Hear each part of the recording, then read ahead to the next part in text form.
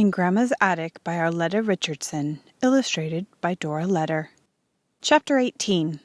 Grandma's Warm Clothes. It was a very cold night, and the wind whistled around the windows as I started to get ready for bed. "I hate to get into bed, Grandma," I said. "The sheets are going to be so cold." "Bring me your nightgown," said Grandma, "and I'll iron it for you." I brought the nightgown, and Grandma quickly ironed it. When I put it on, it felt warm and toasty, and I hurried to get in bed. "Did your mother iron your nightgown for you when you were little, Grandma?" I asked. "No, she didn't have to iron it," said Grandma. "We had a place at the back of the old wood stove in the kitchen where we warmed our clothes. It was always cold in winter when we got up or went to bed because our bedrooms were not heated." I snuggled into the covers and thought about how lucky I was. Grandma paused before turning off my light. "That stove got a little crowded sometimes," she laughed. "The boys wanted their clothes warmed too, and poor Ma had to work around a pile of shirts and socks and scarves. In fact, I almost ruined our chances for warm clothes one time." "You did, Grandma? Tell me what happened," I said. Grandma sat down in the rocker. "I woke up one morning very early," she said. "It wasn't light yet, but I could see that snow had drifted in around the window, so I knew there must be a storm, and it was going to be cold going to school. I heard Pa building up the fire before he left for the barn. I knew the boys would be called in a little while, and they would rush down with their clothes to warm them and dress by the fire. After they left for their chores, Ma would call me. I decided I would get a head start on them this morning and get my clothes down to warm before they did.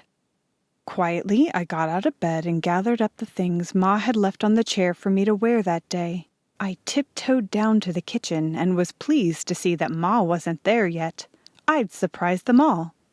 As I started to put my clothes on the back of the stove, another idea struck me. Why not put them in the oven? I opened the oven door and pushed in my flannel petticoats and heavy stockings.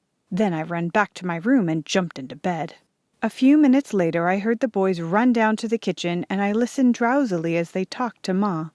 Before they had left the house, Pa returned from the barn. "The storm is getting worse, Marianne," he said to Ma. "I don't believe the children had better go to school today. Even if they took Nellie, they might not be able to get back by afternoon." Ma agreed, and I heard the boys' excited voices as they left for the barn. "I'll just let Mabel sleep a while longer then," said Ma. "She can get up when the kitchen gets warmer." This pleased me, and forgetting all about my clothes warming in the oven, I went back to sleep. It was some time later when Ma came to call me to breakfast. "Put on your wrapper now, Mabel," she said. "You can dress after breakfast. You won't be going to school today." While we were eating, Reuben said, "Ma, you must be standing too close to the stove. I can smell your apron burning." Ma jumped back from the stove. "No, it isn't burning," she said, "but I do smell something. Did one of you leave a mitten on the back of the stove? Maybe they fell behind." Roy got down on the floor to look, but he saw nothing. By this time, the odor was stronger, and Ma was looking to see if something had been put in with the wood. Pa got up to help search. "I believe it's coming from the oven," he said, and opened the door. Smoke billowed out, and Ma ran to open the kitchen door. Quickly, Pa reached into the oven and pulled out my petticoats and stockings. The boys looked at the scorched flannel and wool, and then at Ma, who had come to survey the mess.